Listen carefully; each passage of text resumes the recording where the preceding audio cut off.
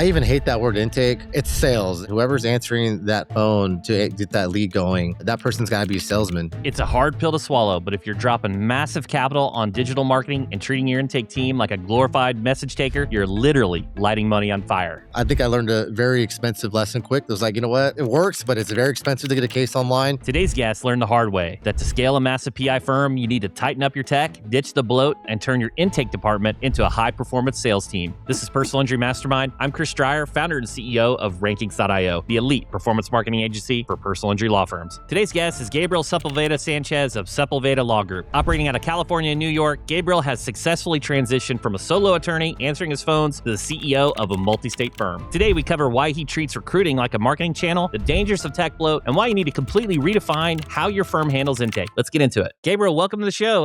I'd like to start off things celebrating a win. So what's something recent that comes to mind, something you're excited about? Oh, man. Honestly, I think just really rolling out our new marketing strategies, getting my hands real dirty into the digital marketing, Google pay-per-click, SEO. We've had a lot of it's a big learning curve. Sometimes it's a new language, but really understanding what digital marketing is to its core. The top of funnel stuff, the bottom of the funnel stuff. Just really getting my hands on it. I haven't mastered it yet, but I've learned a lot of what to do, what not to do, how much you're willing to spend, and what you're being acknowledging that, seeing what the competitors are doing with that. So just kind of educating myself with the digital marketing. I think the relationship stuff, the business development, I've really been doing an awesome job getting the community to send us cases and serving the community, getting other attorneys. So really just like taking it a step up with the marketing, the rainmaking. That's what I'm really happy about. How has intake evolved? How you treat it? Like, what's your tech stack look like? I even hate that word intake. And I'm sure you're going to agree with me on this, right? It's sales. And I hear too many attorneys that you're an intake person. And intake just sounds so bland. And the truth is like, it's a sales position. Whoever's answering that phone to get that lead going, that person's got to be a salesman, and they got to know what they're selling, and they got to know how to handle objections. Because the legal space, if they're finding you online, they're looking. There's 5 other law firms on your block that are going to take that. That can take that case too. So you have to have someone answering that phone that's representing the business well. That is a good salesman. Or if they're not a salesman, they need to be able to sell or be trained on that. What we evolved from was, I mean, if you go way back when we started the firm, it was me, and I wasn't I think I was good at that. I could get people, as an attorney, I was answering the phone, intake sales, I'd get the information down and get the client to sign. But as you know, as you scale, you can't do that anymore. You got to hire people and all this stuff. So, I mean, fast forward years later, we were at a point where a few years ago, we would have a reception person. She would handle our, client calls coming in. Any incoming clients, potential clients, she would doing that. She was doing reception work, doing that, and we had to stop that because I'm like, hey, man, we're getting so much traffic now, and we need someone that's specially skilled at selling the firm, really getting the clients to come in the door and sign up cases. So that at a certain point we had to evolve and really just create our own sales team. And so now it's more niche down. Everyone's got their position. So it's important. You're spending a lot of money. If you're spending a lot of money in marketing, you want to make sure those leads are handled right. And it's hard to do that when you got a team member that's playing 4 different positions. If you're serious about scaling the firm, you got to have a sales team and you got to invest in that. So that was the big evolution. I think we made some good progress there. We use Lead Docket. I like Lead Docket a lot. Able to get I really want to see tracking where these leads are coming from, seeing the data. If you're spending a lot of money in marketing and you're really making that investment, you better know how many qualified leads are coming in per channel. You got to know where the better cases are coming from. You got to know what your cost per acquisition is. If you're really serious about making that investment and scaling your firm that way. It's just as you evolve, I think where we're at is I really want to see numbers and data. Like, it's really important. Now there's too much at stake. There's a lot more money involved in the decisions we're making. So you got to have numbers and data to rely on. So I think that's the biggest thing I've seen evolve with us and me as a entrepreneur. It's been the numbers. I'm not a numbers guy at all, but I've learned to like love numbers now. And if you're not a numbers guy, you better get someone on your team that is. One of the roles that I see more emerging in the PI space is the RevOps role. A lot of times firms will hire like an IT and it's like across everything. And I'm not talking just like their email and Outlook stuff, right? And now I see the RevOps because there's so many components of tech on the front end. It's like now you got AI to listen to all the calls, and then you have sequences on lead docket. Then you have what are you going to do to transform the data in lead docket? Are you going to use Domo? Are you going to use Zoho? Are you going to use like what are you going to do to take that apart? It's like it's so complicated. So how have you pulled out the data, built your dashboards? What are you looking at? Yeah, I'm sure we can be more efficient. I mean, the main tech things we were using, we have lead docket. We still run with CasePure. I've looked at other things, and I'm like, I think CasePure they've evolved and they've gotten, some of the things that we used to have issues with, they fixed. So I'm very happy with them. I try not to get too crazy around the tech stuff. I think what happens is like a lot of people, what I'm seeing is like they're running too much stuff, and I think that you have to do enough, or you can get the information you need and be efficient, but you can also overwhelm your team with a lot of this tech stuff. So, I think for me, it's just like we have the Domo thing. We want to integrate. We try to get the data from the different stuff we got going on, different apps, and really streamline that into a dashboard. We have that going on, but I would say for me, I want to keep it. I don't like when we're running with too much tech stuff. I think you need enough of it. You don't want to be manually, you don't want to like have 100 Excel sheets for reports. I think that's an issue too. But you got to see what some people are more techie. Like you might I know there's guys out there that want a different app for everything. I'm not like that. I want to know if how to operate things. So I get frustrated if I had some new app and everyone knows how to use it. And I'm not. I'm like, how do I even get in this thing? So everyone's different. It's like what works for you. I think there's no one way or right way. Some people like stacking up a bunch of tech stuff. I got my lead. We do the HubSpot stuff. We got lead docket. We have CasePeer. Obviously, we run with Dropbox, and I had to stop all that. We were starting to get too crazy with that stuff, so I keep it basic. I agree with all that, and even on the agency side, I mean, we don't have like CasePeer and FileVine and stuff like that for case management, but we have project management tools, Basecamp, Trello, Notion, ClickUp, etc. And yeah, I like the complete customization where I can do everything. But what I found was so challenging was like, okay, well now I got 100 plus people that I gotta get on it. So now it's like I like things that are a little bit more rigid that you can't make the modifications because then they can't deviate from the system. So, I get that. And there's so many new AI tools around the corner to do this or that. You even mentioned, I forgot AI. We are using, I can't remember the names. That's the thing. We're using some AI. I forgot what it's called. Something that basically, it saves us time by incoming mail and documents. We're able to, instead of us looking at it and typing in like, okay, this titling it, basically reads what the document is and it organizes it for us, and labels everything. So that's cool. It saves some time.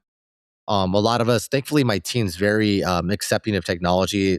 We use a lot of them we have Chat GPT Enterprise that we leverage here and stuff. So yeah, I think we're thankfully, we're not running into a lot of resistance with implementing AI at the firm, nothing like that. What were a couple of those mistakes? Was it a capital allocation? Was it a wrong channel? Like what were some of the? I think with a lot of entrepreneurial attorneys and entrepreneurs, we like to like do a little research and jump into it. And I think what I had a big spend budget in my mind, and then we executed in January, and then all of a sudden I'm like, whoa, like we're spending a ton of money on this Google pay-per-click stuff, really without knowing really what to monitor, what to expect too much. I got some advice from other people I look up to, but really kind of just blowing a lot of money the first couple of months with Google pay-per-click, and just realizing I knew that it's a saturation in the market with the big firms out there, the Morgan and Morgans and all that stuff. But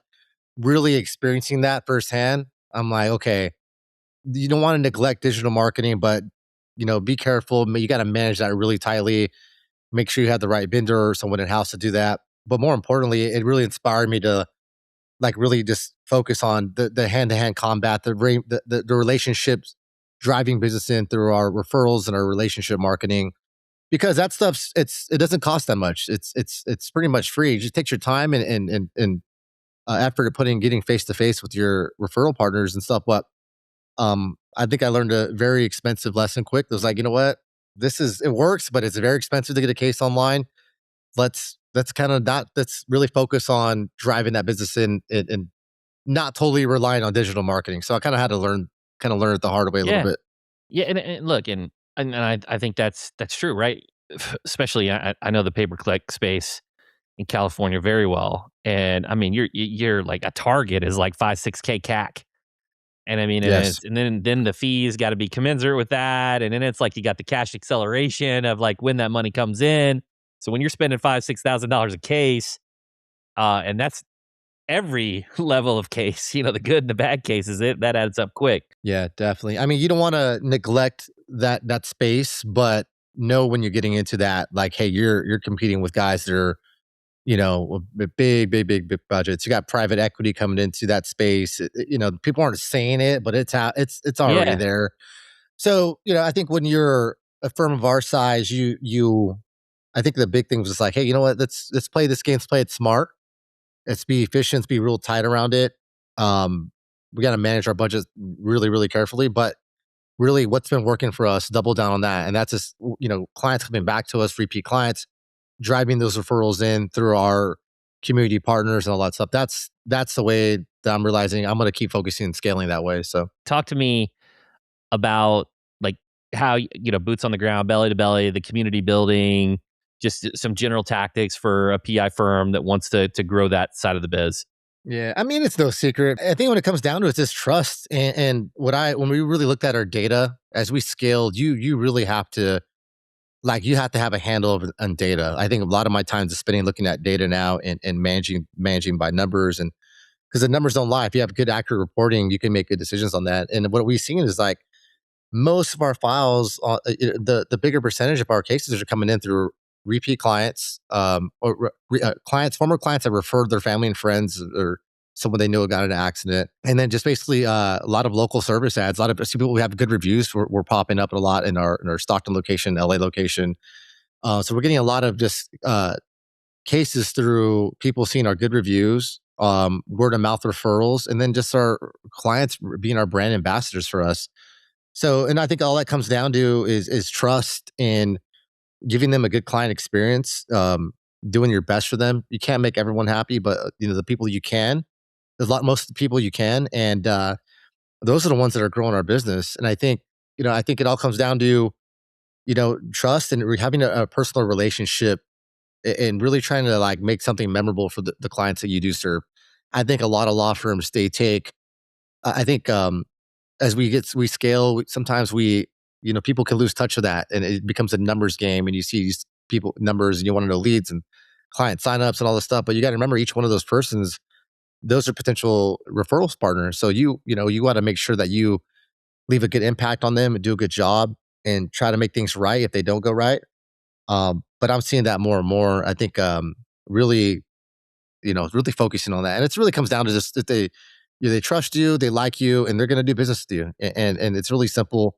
Having relationships with your clients and the referral people, it comes down to that. That's what I'm seeing. I think there's a lot of truth in that, especially look, I trust people more when I meet them in person. I have breakfast, lunch, dinner, shake hands. I'm in the same office. It makes me feel like I can trust them more. And there's a lot to that. How has the team evolved? How do you think about hiring and retaining top talent? There's a lot to talk about with that. I think you have to evolve in order. A players want to be with other A players, and it all starts from top down. As a leader, as an entrepreneur, you have to share that vision with your team, and you have to show up and how you show up, and it goes from top down. My leaders here, the way I it's they want to be around A players, and we have to raise whatever my standards are. They're going to come up to that. If I have low standards things, they're going to meet that, and they're not going to want to. If A players, if you're the only way you're going to attract that type of talent you want is to become that type of talent. That's how I see it. So I was able to get I have a good operations person here. Got a good good COO. I got a good litigation operations team. I have a great accounting team. I think for me, it was just, kind of just knowing what you want and attracting that. I think when you're recruiting people, the same way your mindset is when wanting and attracting high quality cases, you have to have that same mindset when recruiting people. I think of recruiting just as it's another form of marketing.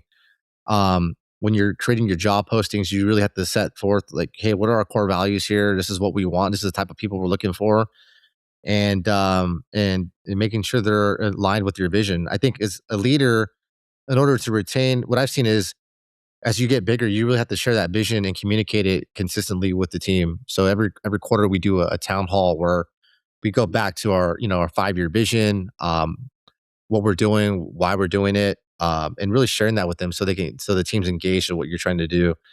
So I think as the team has evolved, now they're a lot bigger than we were. You really have to make sure that vision's communicated with and that they see a future with your firm to retain them. Um, you have to think like a business owner. I think a lot of law firms they're stuck in the legal practice kind of mindset. Yes, we are a law firm; it's a legal practice, but you're a business first.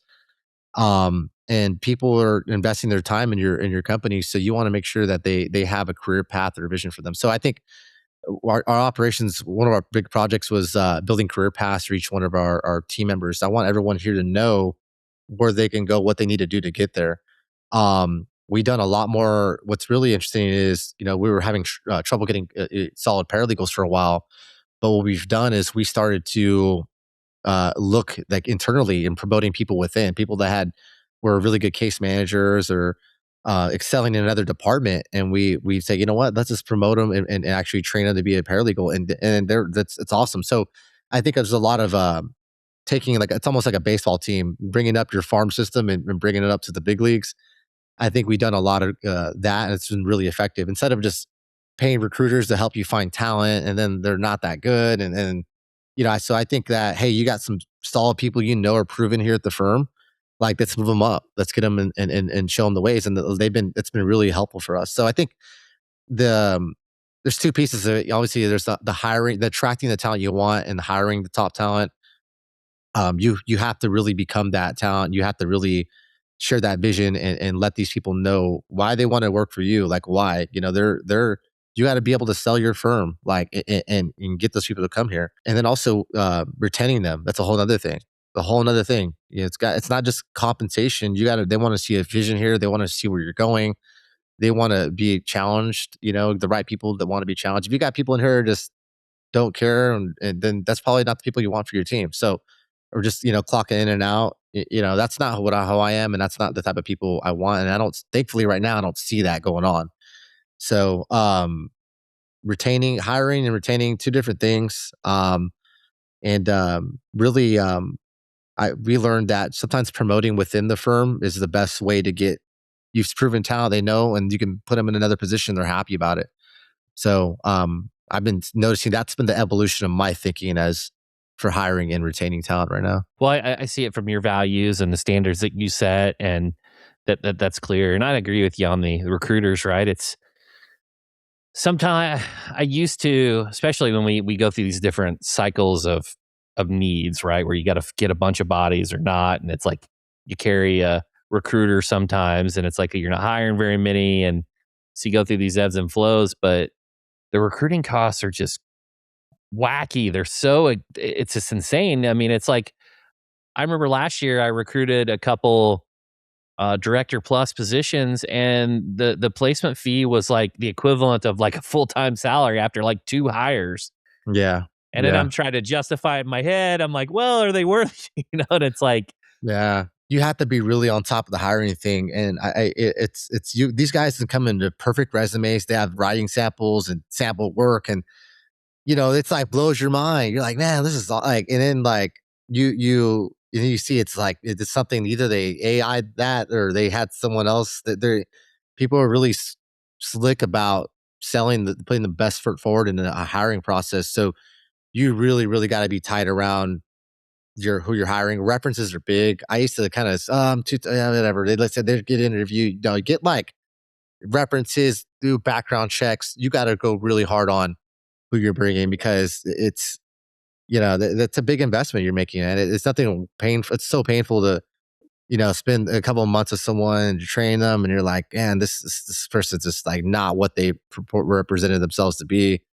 So we definitely experienced that. It's the growing pains we dealt with, but for the most part, we're doing better now. So thank you for sharing that. What's the future? What's the next thing that you're excited about for the future? And then final, just how can people connect with you? Yeah, I think for the future right now, I like seeing us evolve as trial lawyers. We got a lot of really, really good cases here. People have trusted our families of people who have lost their lives, serious incidents. I've been very blessed to have the opportunity to advocate for these people and obtain these files. We're seeing a lot of big cases come our way. We're getting chances to try more cases and bettering ourselves as trial lawyers too. So I think the future is really continuing to build on that and really get our reputation, the good reputation we have, even showcasing that more and really showing the community the amazing things we're doing with our clients. So we're really scaling up our volume in California. I think the future is continuing to do that, really building out that trial team.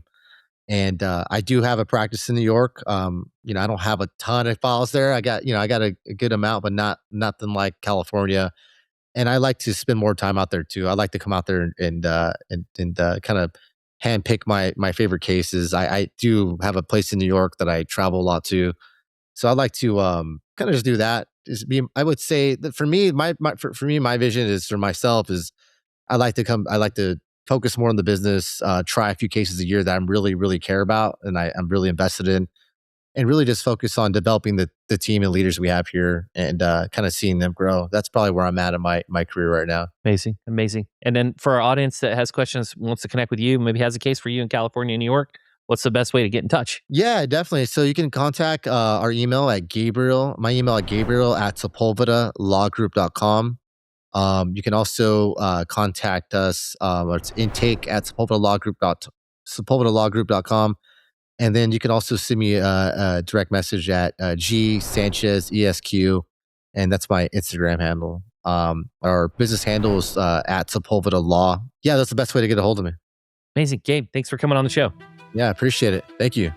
Gabriel is building a powerhouse by focusing on the fundamentals, treating intake like a specialized high-performance sales force, keeping his tech stack lean, and cultivating a culture that demands excellence. If you want to pull yourself out of the day-to-day grind and focus on trying to cases you actually want to try, you have to build a farm system of A players and manage by the numbers. Gabriel also talked about the brutal reality of Google Ads and how expensive it is to acquire a case online if you don't know exactly what you're doing. If you're ready to stop lighting money on fire and want to build a brand that commands authority, then over to Rankings.io. We deliver the elite SEO and performance marketing that puts your firm in the front of high-value cases you actually want. Let us battle it out in the digital trenches so you can focus on winning cases. See yourself over at Rankings.io. I'm Chris Stryer. Thanks for listening to Personal Injury Mastermind. See you next time.